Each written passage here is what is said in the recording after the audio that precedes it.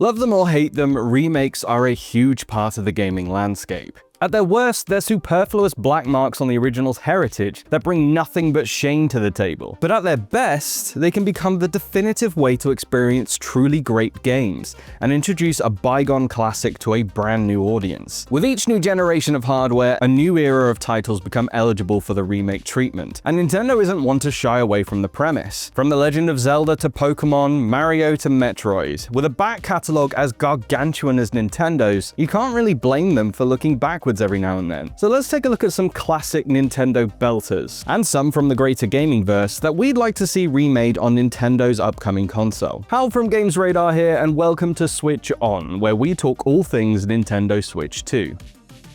First up, simple request, give us Wind Waker. Okay, no, while it's a bit of a meme to demand Wind Waker HD to be ported onto the latest hardware, arguably the most beautiful Zelda remake yet that sadly so few gamers got to play, I want to go in a different direction. You could argue that any pre-Wind Waker title deserves some remake love, but Oracle of Ages and Oracle of Seasons are what I'd want to see, as this pair of Game Boy Color titles, I think, get the least amount of representation in the Legend of Zelda zeitgeist. Link's Awakening on the Switch was a masterfully done remake. The toy box art design paired with the tilt-shifted perspective artfully represented the dreamlike setting of Koholint Island, in a subtle yet powerful hint to the reality of Link's situation. Now, while Echoes of Wisdom was charming as all hell, I don't think it should have continued this art style, as it almost detracted from Awakening's individuality. I'd love to see a remake of Oracles of Ages and Seasons offering a unique art style with the same creativity as Link's Awakening, something that sets them apart from other Zelda games that's unique to them and their themes. Really stretch those creative muscles to bring these unsung heroes into the limelight. And looking at other modern adaptations of classic top-down RPGs, there's some great examples of combining turn-of-the-century art design with modern sensibilities. No, not you. Alright, stick with me on this one, because I'm about to mention one of the most divisive GameCube titles, Star Fox Adventures. This game was an oddity, a 3D Zelda-style action-adventure set on a planet inhabited by dinosaurs, starring Fox McCloud, protagonist of an arcade flight sim. Just what? Well, if you take a look into the game's development, it becomes a little more clear just what was going on. Initially a completely original IP for the N64, aptly named Dinosaur Planet, well into development, Nintendo decided that the game would perform better with superimposing an existing IP over the game and shifting it to a GameCube release. So they went with Star Fox. The result was weird, a wild departure from the norm for the series, but all in all, it's still a pretty fun game. It looked great, had a great atmosphere and a pretty solid story, and did well to flesh out Fox as a character, whom we normally only see in the cockpit of his R-Wing. Plus, you know, dinosaurs. They're always pretty neat. It's understandable we never saw a continuation of this franchise offshoot. And to be honest, I don't think there ever needs to be one, but being such a strange use of an IP in a perfectly competent package is well worth noting. It's a weird and wonderful landmark in Nintendo's history, and considering how good it looked for the time, it would be well worth revisiting with a fresh coat of paint. And who knows? Maybe we'll all discover that we treated it too harshly. Okay, I'd be remiss if I didn't talk about a Pokemon remake, and technically the original Switch had two, a Pokemon remake hardware record. Now, Pokemon releases have a pretty predictable schedule, and going by that schedule, we are due a Generation 5 remake, so that's pretty much a given. But there's something else I'd like to talk about.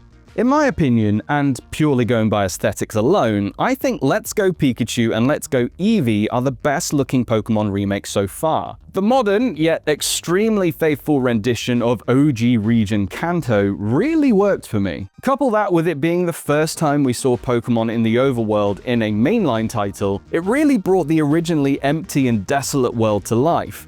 It set a high bar for Switch remakes, a standard the Sinnoh remakes, Brilliant Diamond and Shining Pearl, just didn't live up to. Of course, seeing Pokemon milling about is pretty standard these days, but before Let's Go, we'd only really seen it before in the Ranger series, so it was pretty novel. Sure, it's by no means an original thought, but I'd really love to see Johto get the same treatment.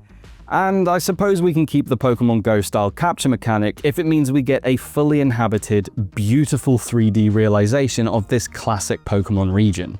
Okay, let's venture away from Nintendo. The greater gaming landscape is even more rife with remakes, remasters, and reimaginings. For the most part, it seems if a game came out on the PS2, Xbox, and/or GameCube, performed even marginally well, and hasn't completely disappeared into obscurity, it's been ported one way or another up to modern hardware. Yet, the first game I want to talk about hasn't made that generational jump, and sadly, probably never will. The Simpsons Hit and Run. Truly a product of its time, a licensed tie-in game using a popular genre of the era, this time a GTA clone with platforming elements. On paper, Hit and Run was a recipe for mediocrity, and yet it wasn't. This game was a powerhouse. Tight controls, fun and chaotic driving through a pretty nicely realized Springfield, chock full of references to the show that overflows with charm. That charm does owe a lot to all of the characters being voiced by their TV cast. Plus, the story and every single line of dialogue was written by the actual show writers. It captured the show's essence effortlessly, something that can't always be said for other Simpsons tie-in games. Sadly, while there's definitely call for it, due to licensing and other legal tomfoolery, we probably won't ever play a remake of Simpsons Hit and Run. Still, we can dream, right?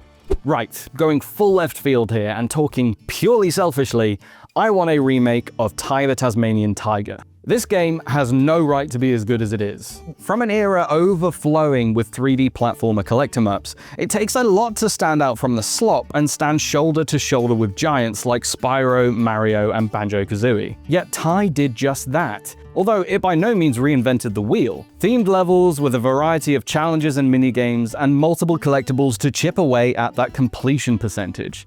Ty did nothing new, but did everything right. It was, of course, helped by its USP, Australia. It oozes Aussie charm, and considering it's a PS2-era cross-platform game made by a relatively small and then inexperienced studio, Ty's depiction of the land down under is stunning. The varied biomes are gorgeously realized, and it may just be one of the best depictions of a rainforest of that time. Ty also handles pretty great. He's nippy and swift, yet not unruly. His different boomerangs add fun variety to dealing with enemies and challenges, and swimming isn't a nightmare, a hell of a feat for the time. Much like its contemporaries, the Ty sequels went in a different direction, embracing a pseudo-open world with a mission-like structure. But the first game is a time capsule of a genre. It really is a must-play for those seeking games like Spyro, Jak and Daxter, and Ape Escape. While we did recently get an HD remaster, by the original developers no less, I'd really love to see those beautiful Australian landscapes get a glow up akin to Spyro's Reignited trilogy. So, what classic games would you like to see given more love and brought into the modern era on the Switch 2? Let us know in the comments, and we'll see you next time on Switch On.